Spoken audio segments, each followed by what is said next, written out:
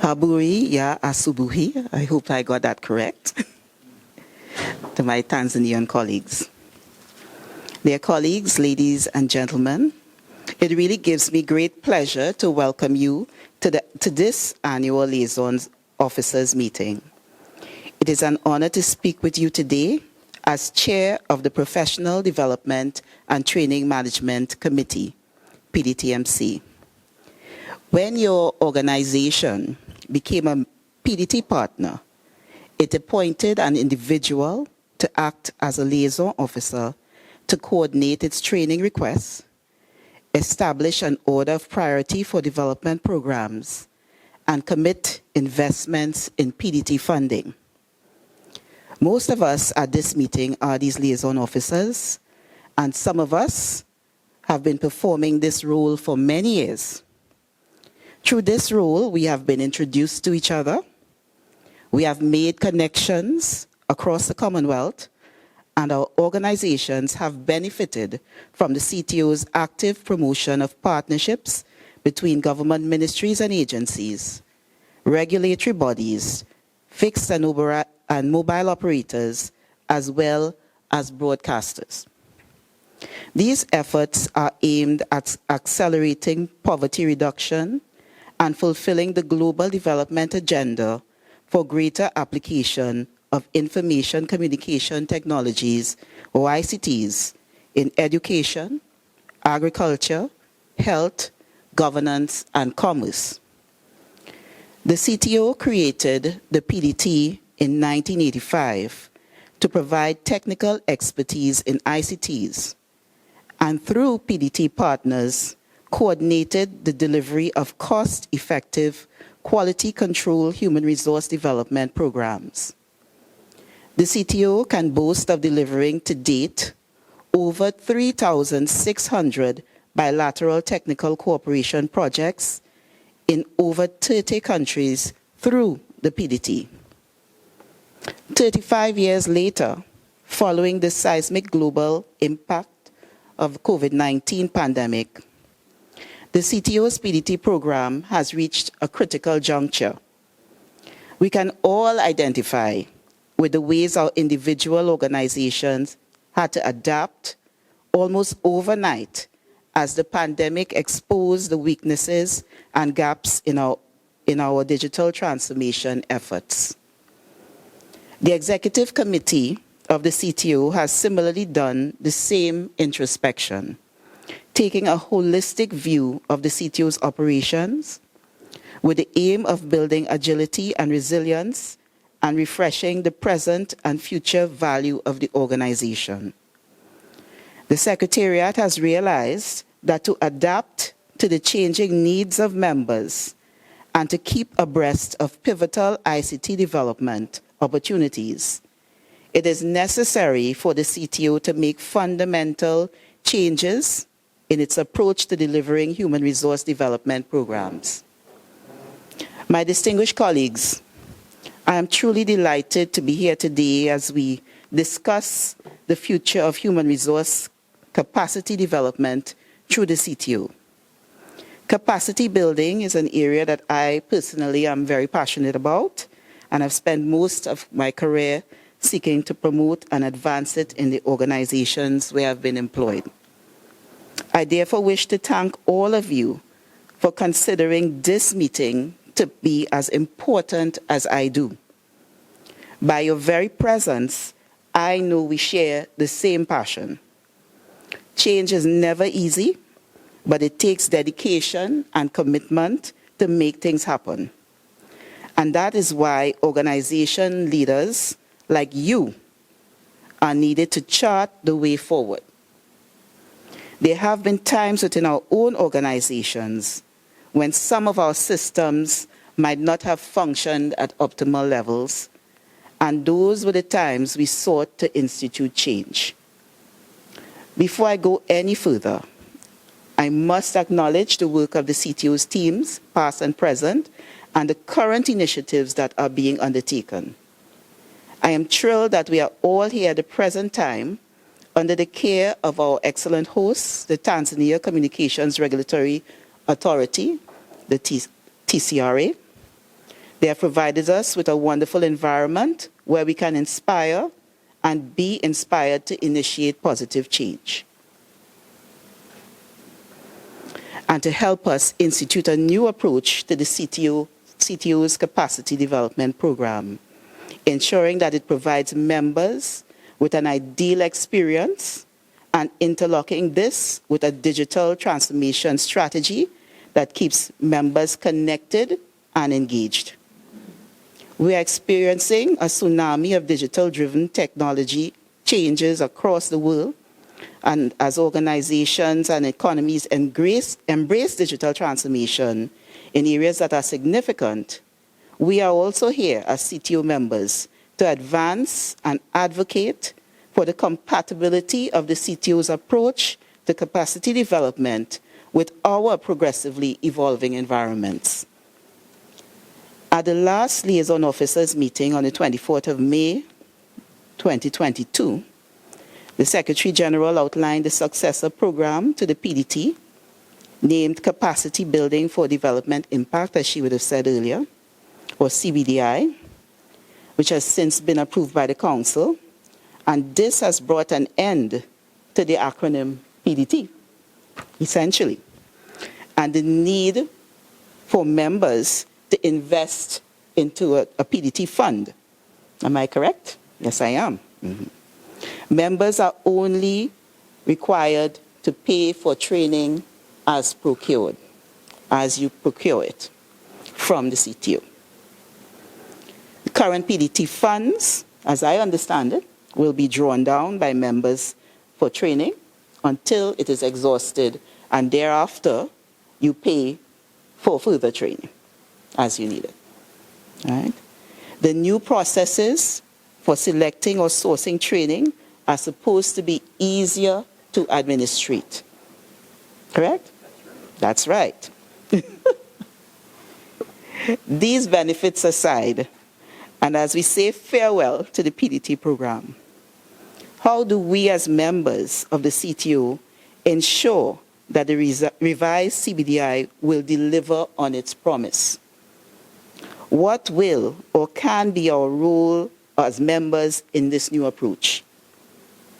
I hope we can discuss, debate, and address these and other issues positively as good ideas and true innovation require our full interaction, an exchange of information and debate.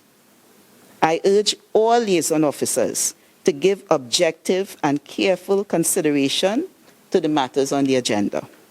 I am sure that in the spirit of open discussions and willing cooperation to resolve mutual concerns, this will be a very successful meeting, setting us on a good path as we go forward. Asante, Mabibi, na Mabwana. And that means thank you, ladies and gentlemen. Okay, so I guess we'll move to the next item on the agenda. Call to order and introductions. So we're going to move to the introduction of delegates. As we'll do this as a round table, and I will start on that side because they're smiling at me. So, yeah. So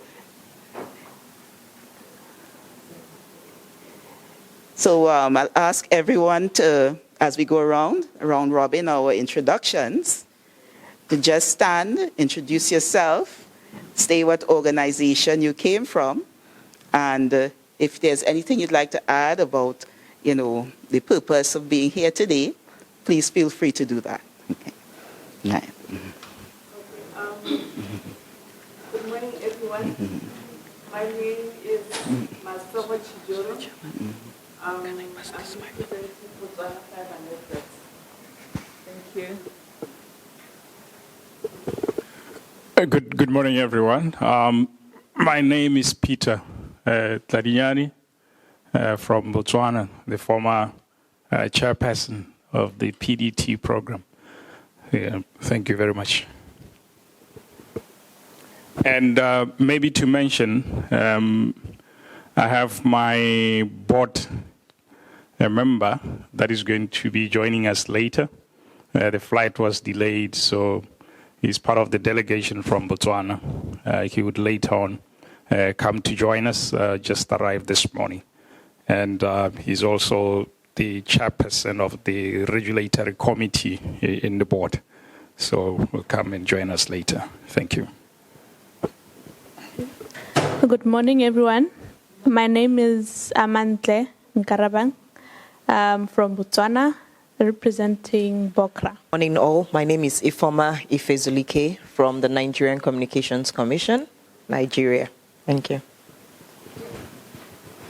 Hello. Good morning all. My name is Jumai Jibril from Nigerian Communications Commission, Nigeria. Good to see everyone. My name is Folorunsho Misele, Nigerian Communications Commission. Good morning. My name is Esuvat Aisa Masinga from TCRI Zanzibar office. Karibuni. Erasmo Mbilinyi from the Tanzania Communications Regulatory Authority. On behalf of my team, we are honored to be your host. Thank you.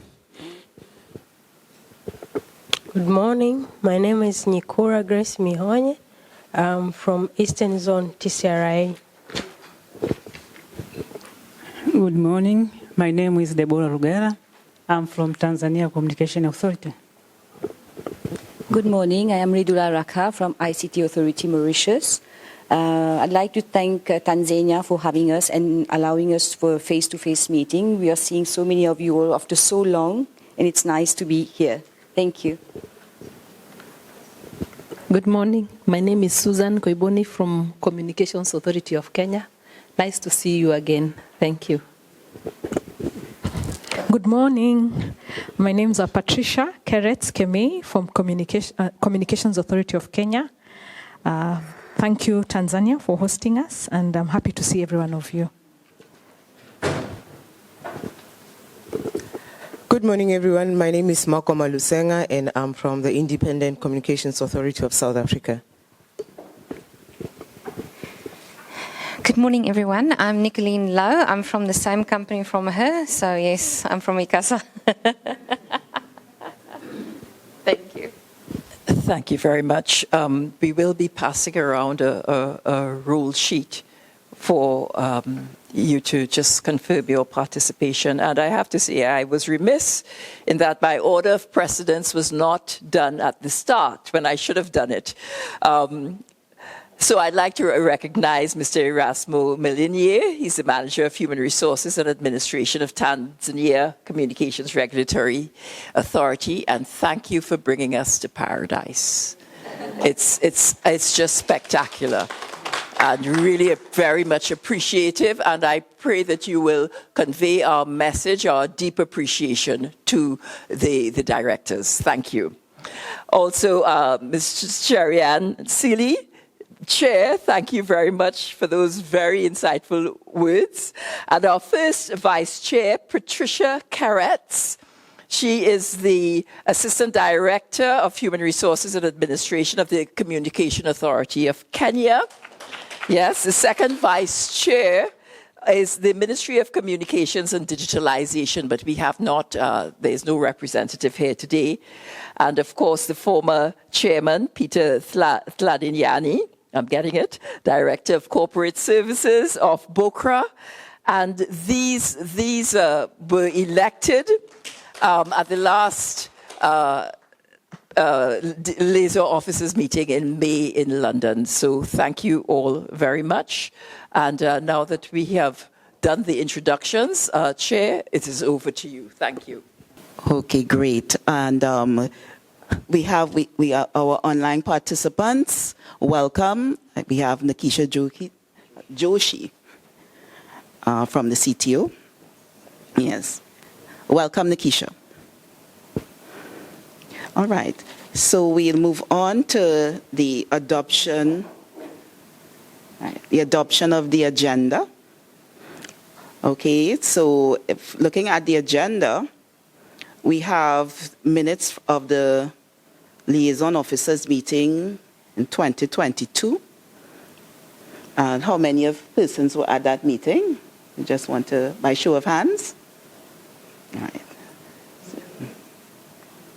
About 3 persons were there. Okay. Following that, we'll have a look at any action items arising from the meeting, and our coffee break would be at 11:40. Thereafter, I'm supposed to make a statement, and at 12:10, and followed at 12:20 by an update on the PDT accounts by Ms. Nikisha Joshi, and that will be done. She's online waiting to do that. And at 12:40, we'll have the update of the decisions of the CTO 60th Council by our SG, Ms. Bernadette Lewis, followed by lunch. And at the end of the meeting, well, as Letang is ill, there will be we'll still have to carry on the discussion about the dismantling of the PDT and the associated structures based on a new constitution or on the CBDI. Okay, so that's the agenda. Are there any concerns about the agenda before? Right.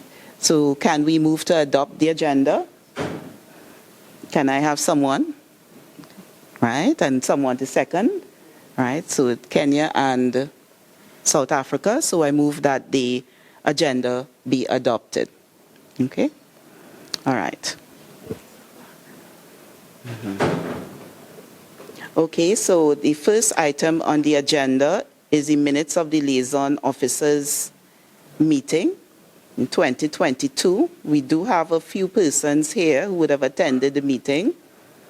And I will say, as I was not there myself, that it would be very difficult for me to go through the minutes. So I don't know if I could rely on those persons who were there, all right, to confirm what was said at the meeting. So I'm seeing Peter is shaking his head. And Carrot, you were there? No, somebody else was. Nigeria was. Exactly, exactly. So I'm just requesting that those persons who were there, if you could confirm the minutes, all right? Was there? Should I go through page by page, or have you all read this before? Okay. So the opening remarks was done by James Akiwe, right? And there were also remarks by the CTO Secretary General, who would have been at the meeting as well. And I will go straight on to, there was the welcome remarks. If there are no objections, if I'm just going to move on, because, yes. All right. I have the opportunity also to read it? Or would you like me to go slower? Mm-hmm. For the benefit of others, I think. Okay. All right. So I'll just go back to the front there. But we'll go through this quickly. So. All right, so there was an introduction by James Akiwe, who's the Senior Program Manager, and the CTO General provided a brief history of the PDT and noted at that time that the PDT had become ineffective. And the SG reminded members that the CTO is in the progress of charting a new course. All right. And you all have, I'm assuming everyone has the document in front of them. And she stated that the new approach will no longer be providing training for the sake of training, but training that allows for application of learning to real-life practical challenges faced by the organization, training that builds critical skills and enables the measurement of impact. And the projects associated with the training courses will be implemented by trainees to foster the application of skills and knowledge. And these trainees will be able to replicate the project across organizations and various sectors and regions. Right? And she drew members' attention to the fact that the successor program ensures effective utilization of financial resources and provides a positive return on investment, unlike the PDT, which underutilized funds and had a questionable return. Right? In stressing the benefits of the new program, SG explained the new methodology for training delivery was easier to administrate than the PDT, which was complicated in structure, and as members indicated, it was incomprehensible. Okay. She cautioned members that the PDT should not be viewed as in a bad light, but should be seen as having served its purpose. The changes presented technological advancements, and the pandemic has made it necessary to overhaul the PDT. All right? And we were informed that there would be a successor program draft handbook that would be shared with members. And the SG reminded members that the CTO Online Learning Resource Center, the OLRC, was launched in November, and it is part of the successor program. All right. We then had welcome remarks by Peter Cladignani, and he reiterated Ms. Lewis's sentiments on the need to adapt to the changing environment. All right. And he urged members to embrace change and called for members to evaluate the PDT and determine if there is value from the program. And members were discouraged from withdrawing from the PDT, but rather encouraged to collectively design a program that addresses the needs in member organizations. He cited resiliency as being key to moving an organization forward. And PDT shared his views on the successor program, citing it as a wonderful program. He, however, shared his reservations for the proposed name, finding that it did not resemble the intended goal, suggesting that the name be changed. And he encouraged everyone to be attentive while the Secretariat shared the presentation of the program. All right? Okay, there was an adoption of the agenda. I'll not go through that. Okay. And there was an adoption of the minutes of the 2021 meeting. And there were matters arising. The manager, CDT, confirmed the following suggestions in 2019. All right.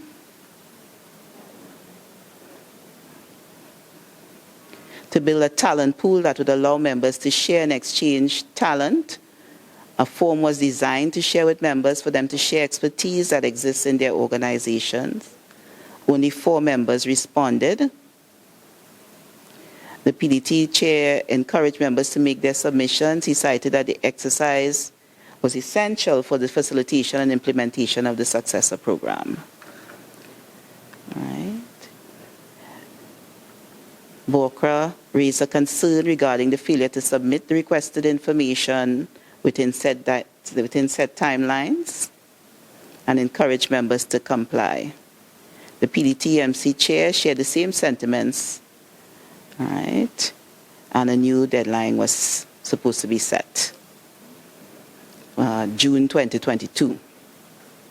Members to submit talent exchange form by the end of June 2022.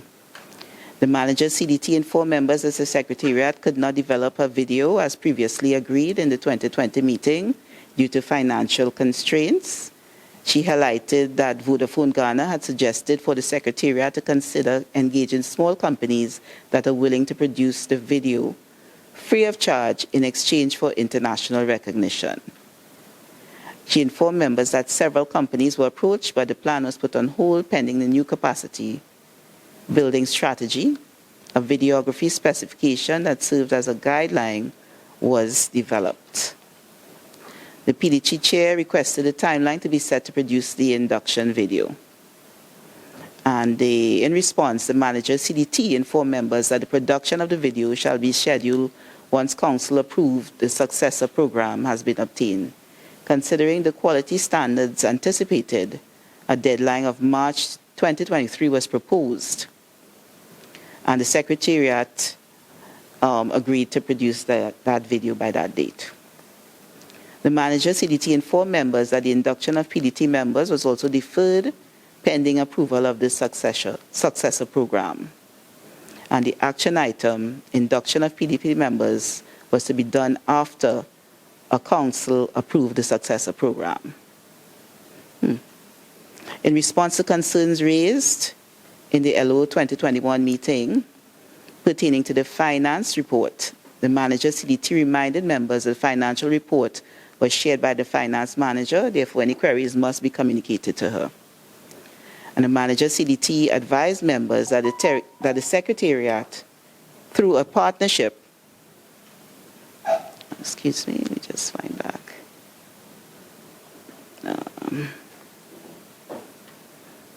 Through a partnership with Caribbean Institute of Leadership and Coaching, was able to implement the OLRC. A virtual soft launch was carried out in November 2021. With regards to the members portal, the manager CDT informed members that the website is undergoing construction and the deadline has been set for December 2022, and hopefully the reconstruction will be complete by then. The manager events was requested to give a report on the status of the CTO website and its readiness.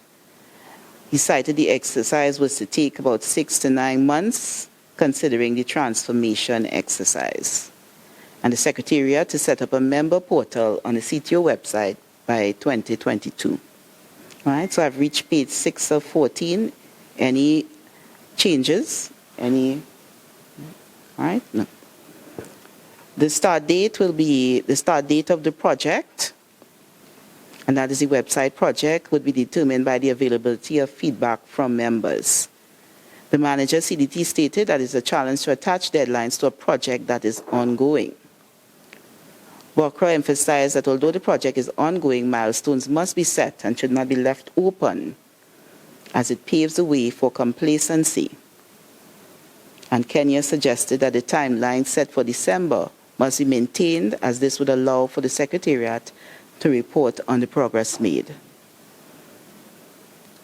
Bokra suggested that if the Secretariat is in need of assistance pertaining to the reconstruction of the website, then members should avail the resources to help.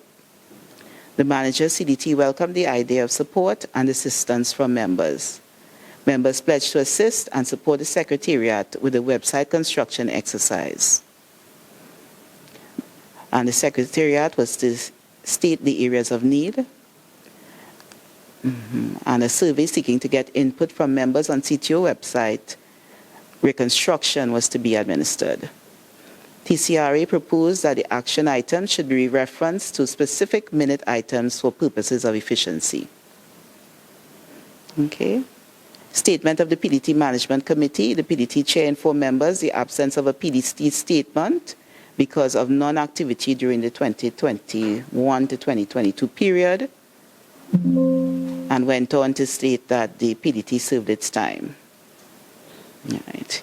Urge members to work towards the implementation of the interventions for the benefit of members, and that pertained to the OLRC. And in the update of the PDT accounts and operational budgets, the manager finance and pensions was requested to give an update on the PDT account statements for 21 and 22 financial years. Members were appraised of PDT membership accounts, as well as the payments of the PDT expenditure. The NCC sought more clarity on the closing accounts balance of PDT members for 2021-22, and it stressed the importance of transparency in the financial reporting and urging the Secretariat to adhere to the financial auditing requirements. All right. In response, the Finance and Pensions Manager informed members that the members' PDT account balance may not necessarily tally with the PDT bank account statement. She further mentioned that the bank account statement may include the balance of the International Fund and the PDTMC Fund that have been deducted from members' accounts balances. A reconciliation between the members' PDT account and the PDT bank account is needed.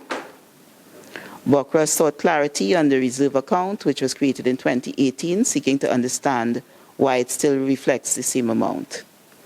The manager, finance and pensions reminded members that the reserve account was created mainly for keeping funds for PDT that are unutilized, while operational accounts keep the funds that are paid and utilized. Workers sought to understand how unutilized funds add value. Manager Finance and, this was a discussion. The Manager Finance and Pensions indicated that the funds in reserve accumulate interest, which is reflected in the operational account. The Secretariat assured members that going forward, interest details shall be captured on the PDT account statement. The Secretariat, the action item is to add details of accrued interest on the PDT account statement. And PDT, the Vodafone Ghana sought to understand where the PDT on the unutilized funds are kept. In response, the finance manager and pensions manager advised that the PDT funds are kept in the PDT operational accounts. Vodafone expressed discontentment with the fact that unutilized funds add no value, and she recommended that funds must be utilized for other activities. TCRA shared the same view and advised that the reserve account must be created to serve this purpose. Right? Okay, and the seventh action item, reminders encouraging members to utilize their PDT accounts to accompany PDT quarterly statements. And BOCRA emphasized the need to have a policy that governs funds, as a case-by-case approach is a fragmented way of addressing issues. And she challenged members to agree on a process and procedure. TCRA advised that the PDT handbook must stipulate the terms and conditions with regard to fund management. Right. And Action 8, there will be a policy that governs utilization of existing PDT funds to be developed. Right. TAT sought clarity on the PDT fund components and whether the fund for PDMC and the international fund will form part of the new program. And in response, the PDT chair highlighted that there will be no further annual contributions, as members will have to budget for the programs in the event that a member has insufficient funds in the account, and they will be required to top it up. Okay. So I'm just going to move on to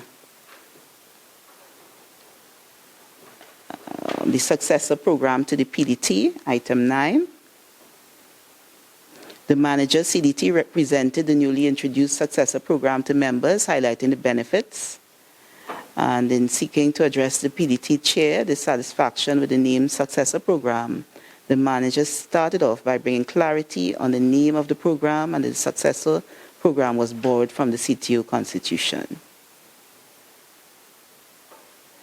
Vodafone was of the view that the program was still complicated and indicated that her organization preferred off-the-shelf courses that are readily available and easily accessible.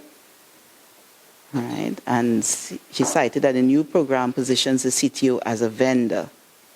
In response, the Secretariat highlighted that off-the-shelf courses shall be provided through the OLRC, while customized courses will be tailor-made to meet members' specific needs. Members will be required to articulate the learning outcomes which will inform the course content. Right? And some incentives were discussed. The Secretariat highlighted that a new program involves multi-stakeholder participation, and expectation is for them to offer support by providing electronic gadgets for participants. Secondly, members were informed that the courses will be accredited, citing the Diploma in Telecommunications Management Studies, which was accredited in 2020. Vodafone sought to understand how the PDT Liaison Officers Forums will be funded, since there will be no provision for the international fund account. In response, the SG explained the new vision, stating that the PDT is not competitive and acknowledged that members have options when it comes to choosing vendors. And the CTO, through the successor program, will differentiate itself from the competition by targeting the real challenges that leads to development impact. Right? And I will move on. That was page 11. TCRA suggested that the PDT Liaison Officers Forum must not be resolved, but instead should be allowed to be part of the new program. And Bofinet would have agreed and endorsed these sentiments, stating that there is need for monitoring structure in the form of a forum that tracks progress, commitments, and evaluates the program. Right. Vodafone sought to understand if there would be a pilot project to test the waters. And the Secretariat advised that one PDT member organization has been selected to try the new program, and the logistical arrangements will be carried out in due course. Right. And there was a report, item 10, report on the Online Learning Resource Center. Let's see, the manager, CDT, shared a report highlighting the trial period lasted 10 weeks and targeted 41 employees. Right. The NCC stated that based on their interaction with the platform, the functionality was great while the content was poor. The courses offered were perceived to be basic topics that people are familiar with. Quizzes were a challenge as they could not be downloaded. The courses were not seen to give value. And BOCRA felt that there was no need for the report to be produced considering the sample size was not sufficiently represented. And a repeat was requested, a repeat of the survey. All right.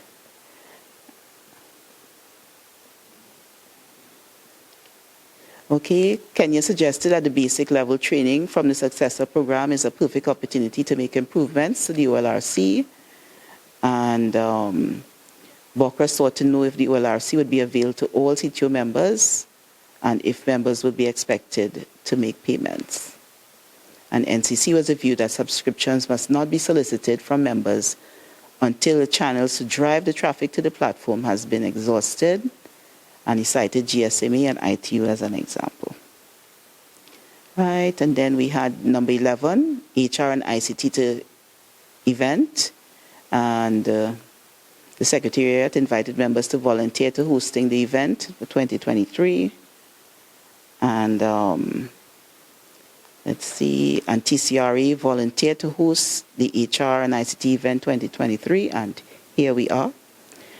And of course, elections, we move on to item 12. We are now on page 13 or 14. Elections for PDT regional representatives at the PDTMC. Members were taken through the elections procedure and alerted on the eligibility of members to vote based on the provisions in the PDT handbook. And Kenya suggested that the transition from PDT to the successor program calls for all members to participate in elections regardless of their PDT account status, and that all members, including those online, should be allowed to participate in the elections. And so the elections were open to all members. And so South Africa was the chair. No, the election results, sorry. TAT was the chair, the first vice chair, Kenya, and the second vice chair, MOCD. The outgoing PDTMC chair congratulated TAT on the appointment to the position of chair, and he wished the organization a successful tenure as he passed the baton on to the incoming chair. And the incoming chair would have thanked the members for entrusting her organization with the PDTMC. Right? And, the submission of training, that item number 13, was nullified following the endorsement of the successor programs by LOs. And Vodafone sought clarity on payment of per diem to LOs, and the Secretariat informed that due to manpower constraints, the per diem could not be paid prior to the commencement of the meeting. They were advised that the per diem will be paid in the shortest possible time. And the meeting was brought to a close as there was no other business, and it ended at 17 hours and 5 minutes. And the meeting was recorded by Letang Kekwalatiswe. Right. I think I got it right. Okay, so, Peter.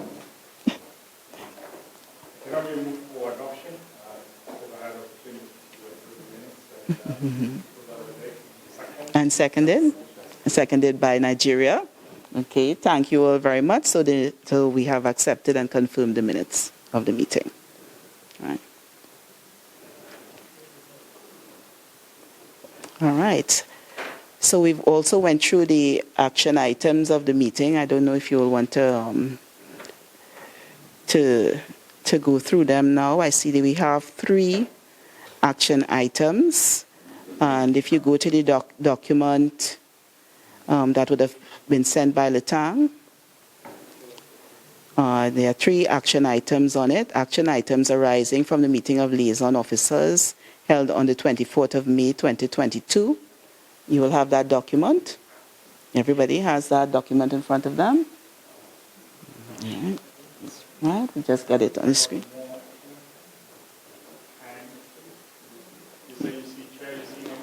I'm saying 10. All right, page 2. Right. The first page has 3 items on it.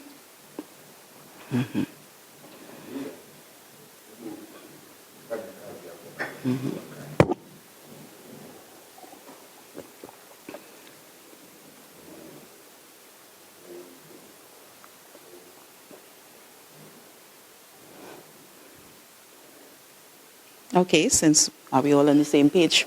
Yeah. Okay, so the Secretariat, action item number 1, the Secretariat was to follow up on members for submission of talent expertise that exists in their organizations, and the status submissions were received from 4 member countries: BOCRA, CA Kenya, MOC Ghana, and BTC. All right, the target date for that action was the 30th of June 2022. All right, so completed? Yeah. Complete. We got 4. We got 4 responses for 4 members. All right. So is that sufficient for the program? I don't think so, but it's a sort of a, given the way that we will be moving forward, that will do for the time being. Okay. Are there intentions for other members as well to submit that we are here? They don't have to be in touch with the submissions that other members bringing people forward, so that we have a bigger talent pool as far as expertise is concerned. I think it's something for other member states to still consider going forward, so that we build a bigger pool. If I could just... Thank you, Chair. I absolutely agree. It is something I have to refer to the difficulty in getting feedback on a number of issues. This is a challenge. This has been a challenge, and now that we are the new service, the new capacity building service, is going to no longer be restricted to PDT members only. It's going to be open to all CTO members, right? And that is going to increase the pool, So as we roll out the program, we will be going out to all members, and I think it would be a better representation of the possibilities for talent. Thank you, Chair. Any other comments? Yes. Thank you, Chair. South Africa. I think one of the difficulties that ICASA in particularly encountered was the criteria with which to identify the experts. Because for one, having to identify somebody who is probably an expert based on experience in the field and somebody that is certificated in a particular field, the two for me were a bit dicey to even approach the people, because one could have been easily an academic and the one would have been experienced. So what do I base my approach to them on? And I think the criteria was a bit limiting in that I even made a call to Secretariat to say, give me a simple criteria to can be able to identify the people. I'm not undermining the capacity that we have in the experts that we have within the authority, but we want it to be crystal clear so that even when questioned, to say, why did you nominate Makoma and not Nicolene? We can base it on something, and that was not there, and that was our difficulty, hence there was no submission from South Africa. But like Peter says, I would urge other countries, including South Africa, to still submit, because we are sitting with quite talent in our various organizations, but can the criteria be crystallized so that we can provide better resources? Yeah. We can certainly do that. What you said makes perfect sense. You know, sometimes you have an idea, and until you settle down to do it, you're not going to see the limitations. So that is a very useful comment, and we will take it on board. Thank you. I would also like to suggest, I know we don't like to use the term ongoing, but, you know, people are developing. They may not be satisfied, you know, the requirements today, but they may later on, so that you can always update as we go along, as we develop expertise in our organizations. So that particular skill bank, I don't know if it's that form links to an automatic database, so that, and what is the approach to verifying the accuracy of information that goes in, you know, into what is submitted, you know, to ensure that the credentials are valid. Criteria, and I think persons would look forward to being able to submit information that's verified by someone into the database, yeah, into a database. So, yeah, and I mean, it may not cost you a lot. You know, there are so many tools now that you just enter as a form, and it goes directly into a database with such ease. Yeah. Just a follow-up, Chair. For instance, you've requested from the organization, but what we've picked up is that even within the organizations, we miss out on a lot of talent where you get colleagues that are exiting the institution, be it voluntary or because of statutory requirements that they are to retire, but you know that they can service an institution like CTO, would they be considered? Will you be able to give an opportunity to forward some?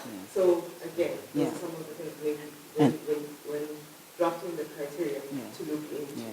Yes, and I think that would be that is a very good suggestion, because we have so many persons who retire but are really still able to function and work, and you know, are very passionate about their field of expertise, that could continue to make a contribution and mentor some of the younger professionals coming through. Yeah. Yeah.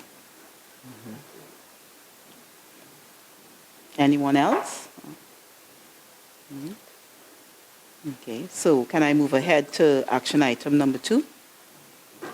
And the Secretariat to produce an induction video, and that was pending approval of the successor program by the CTO Council, and the target date for that was the 31st of March 2023. So I'm just going to ask the Secretariat to give us an update. Right. Thank you, Chair. I mentioned that in my opening remarks that we have some challenges within the Secretariat. We've lost 40% of the staff. Yes? And in the last quarter of 2022, we actually lost our whole graphic design people, the people with the expertise to do that. So this will remain on the cards. When the change management process has been completed, and we're looking to have that done by August, yes, we would be hiring new talent, new staff, and we will have the facility then to produce such a video, yes, an induction video for the new program, and it will be for the new service, the capacity building for development impact. Yes? Thank you, Chair. Comments or suggestions from the floor?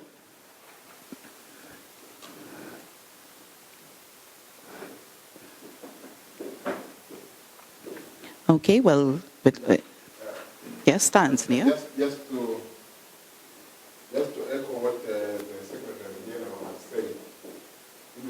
Secretariat, you know, Tanzania, we are now the chair of CPO. Therefore, we know what is going on inside there, and there is a real shortage of staff at the CPO Secretariat. And we are in the change management program, in which it says new employees are going to be recruited at the Secretariat to put things in order. Therefore, we have to bear with the Secretary of certain issues. We know they are really facing a shortage of staff and they are trying their best. Therefore, let us give them time. I'm sure at the end of the year, they will be more stable than today. Thank you. If I may suggest, if you have member committees who have participated in all the stuff or willing to help in the meantime, I can suggest that the Secretariat ask for member countries to work in their effort, just to have this video produced on time. Yes. Okay. I think also, Chair, if you allow me, one of the things as G that were discussed was that especially getting new people to work for the Secretary, consideration should be made not for them to be based in London. I can work for Secretary still based in one or in because it reduces costs. When I'm working for the Secretary based in my own country, I think as we are doing this, we are giving consideration. Because being at the physical location for you to work in either that we live in or technology that we're talking about, it doesn't work. You can work from anywhere around the world, working for any organization. It doesn't really matter where it's based. So we should move away from this thing because it will reduce the cost of the Secretariat significantly. I think that's the approach that we're trying to take as we move forward with the Secretary to need a bit more people. Okay. Yes. Thank you, Peter. Thank you, Chair. Thank you for bringing it up. That is part of the program going forward. I don't know, the cost of living in London is astronomical. Yes?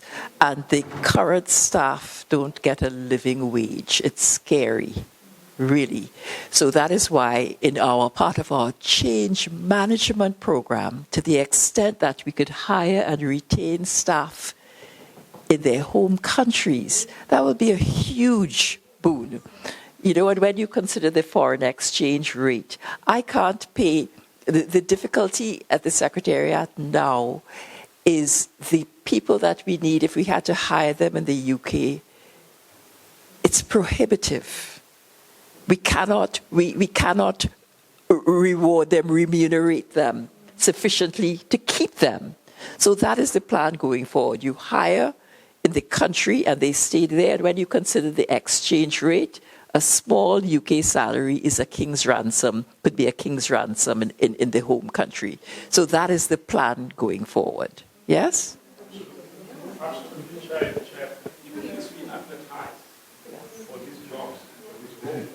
Let's make it very clear in an advert. You say the individual that is interested in applying for this position, they should know that they will be based in their home country. It should be very clear. If you make it clear, if I'm applying for the job that will be based in London, I might as well not show any interest. I should apply knowing that I'll be based in Ghana, based in Tanzania, based in my own country. So if you are after, like you're going to get the applicants that they know that, look, I'm applying for this job in South Africa, I'll be based in South Africa. All that I'll be paid for, being the job. So that way they succeed. It's a good, Okay. One comment. It's a very good idea. We would have to consider whether the terms and conditions of employment would be subject to the labor laws in the home country or in England or in the UK. All right. So those sort the HR policies around that and would have to be developed to support it. I see South Africa, you're shaking your head. Yes? Yeah. Just to add, because I know obviously we all have different laws, South Africa, I think we're different laws when it comes to labor law. Inputs are always winning, but that's another story. But maybe just as close as possible align the policies. But obviously where the laws are very distinct and very different, there will be those, maybe their home country will take precedence because obviously you are based there. But you still need to adhere to the company's code and conduct, So, but it's not an easy process, it's just once you streamline it, to be as close as possible, it makes it a little bit easier. But discipline is the same in every country. It's just a little bit stricter in this country. Okay. Right. Yes, that's Mauritius. Those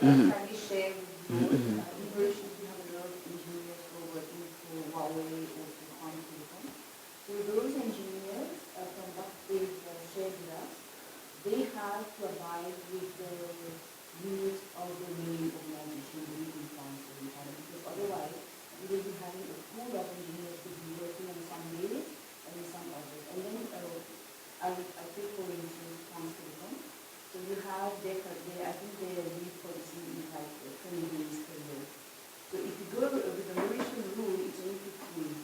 So there is a disparity. So to have everybody with the same number, it could be equal and fair to everybody. Usually we abide with your organizations looking out against the time when we work that way. Yes, I would suggest that you can abide with it once it is not less than what is provided for in the law of the receiving country. Yeah.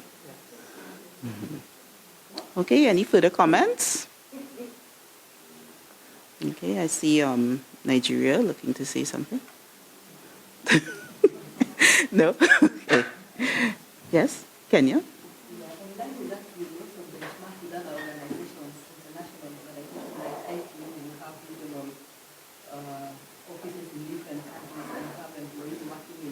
Yes, that's right. So we will have a platform on where to start. That's right. Not just ITU, if you go PriceSmart, so many organizations around the world, they have their employment policies, and they do have they do bear in mind the national laws where they may be operating as well, right? So yes.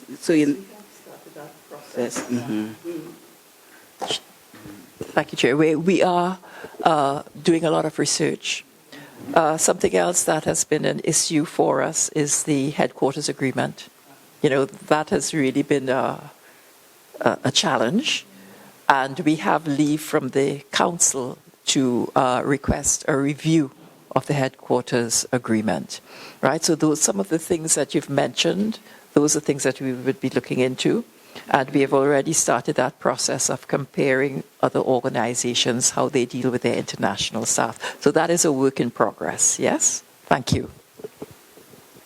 All right, thank you very much. Can we move on to item number 3,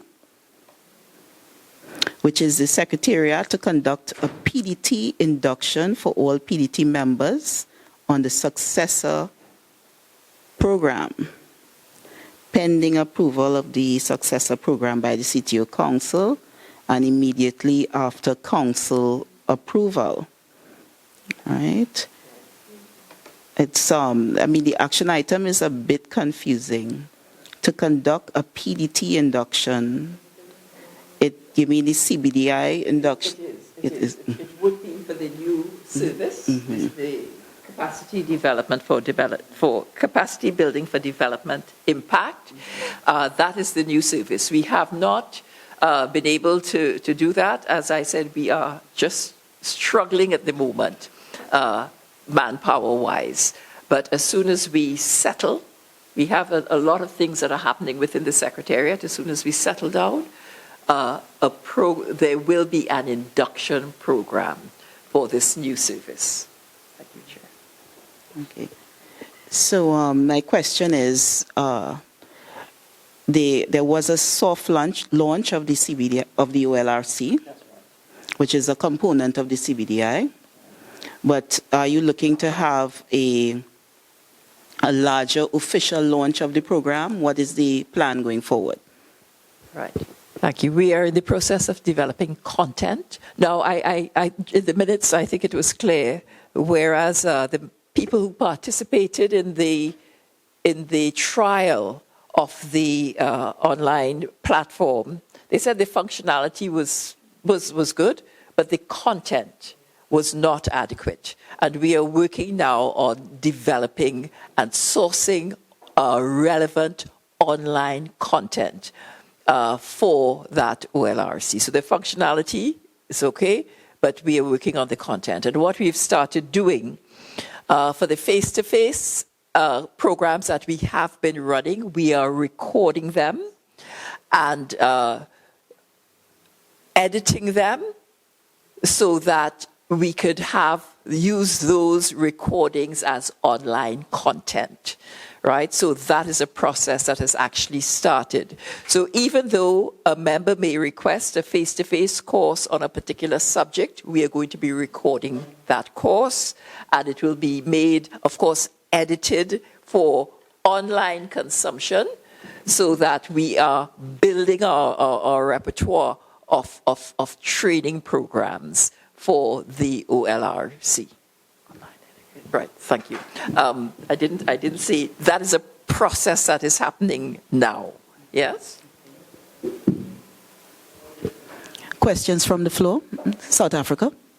Actually, a comment. Sorry, our colleagues are struggling to hear, so now we'll be separating this microphone. Thank you. Comment, SG. Having been the recipient of the very last offering of the DTMS with Bokra a month ago, about a month ago, I sat through the face-to-face the entire week, and the idea is very noble for us to record while the training goes ahead to capture that as content. However, well, with hindsight, big 2020 vision, I then provided feedback to the town that it may pose a serious problem. And I took it for myself as somebody who's not technically inclined in any way, shape, or form, having to go through that kind of recording as content. The problem being, the focus would have been on the facilitator. But naturally, as one facilitates, they engage with the audience. So there is quite intensive engagement and very different opinions and level of technicality and knowledge overall. So when it comes to the editing, again, I was advantaged because I sat with the editors and secretariat in that meeting. Yes. What we are envisaging and what is real, there's a serious disjunction. Because if you're going to edit content where there was interaction and you're going to eliminate part of the interaction, then there's loss of flow. Therefore, our content will have a lot of loopholes. So this was my suggestion to Secretariat. In building the content, we have identified, we were very fortunate, and I've expressed this numerous times. I cannot keep quiet about it, but the facilitator that we had was brilliant, brilliant, brilliant to the core. So we've identified a good facilitator. Yes. Obviously, we will not use one facilitator, right? We'll have various facilitators. But then maybe look at having facilitators and identify their strong areas and have a recording of them, and the focus is on them. And a good facilitator, having done it with at least us now this time around, they can always anticipate some of the questions. And in the instruction or the podcasting, answer some of the anticipated questions based on what they've heard before or what they know from experience. So make it as if it is a podcast rather than something that we record during a training. I think it was very noble when it was suggested that I was offering it. give you tips as to how to edit it. But when I said through on the fourth day, I said, no, it's not going to be. Because we also have to edit out some of the confidential information because the participants will speak about ICASA, they'll talk about BOCRA, they'll talk about the politics of the country, and we don't want that featuring in our content. So to make it clean, I'd vote for us really investing. I know we don't have money, I know CTO is drowning somewhere financially, but I would really suggest that we'd rather do it right the first time around and it be relevant for the next 5 years if possible, because if you get as good a facilitator as the one that we had, I can tell you now it will be relevant for the next 5 years if we do that recording now with them and maybe other facilitators as well. Yes. But the recording of the sessions, maybe as a marketing tool, as something to attract, it would work, but not as an offering for what we're intending for it. Thank you. Thank you. Thank you for that very insightful comment. I understood from the start that it's not a case of just recording. That is something that I think I certainly recognized. And therefore, you are absolutely correct, right? And so I think in this particular instance, there were some constraints, but in discussions with Letang, I made it, it was clear that it's not just filming. You may need to take the lecturer outside and do it after, so we understood those things. So, but I absolutely am happy that you recognize that it's not just recording straight. And I appreciate the comment and the feedback. Very helpful. Thank you. Mauritius? No? Okay. Any other comments? All right. Well, thank you, SG.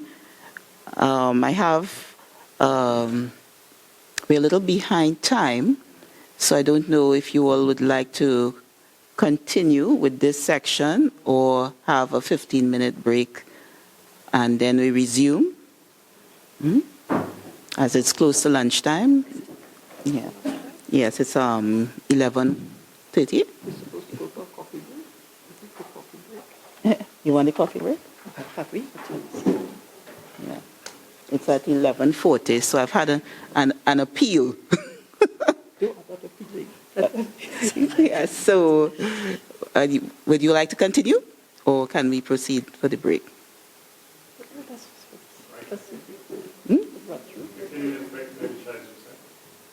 Pardon? You say 15-minute break, as you said, maybe? Yeah, and yes, or do we continue? Or is it 15 minutes too long? Well, okay. A break, whether 5, 10, or just 5. 5 minutes? 10 minutes? 10 minutes? Right. Okay, because as it's close to lunchtime, let's have the break quickly. And we resume. They ready for the... Yes? Okay. All right, so we will come back in 10 minutes.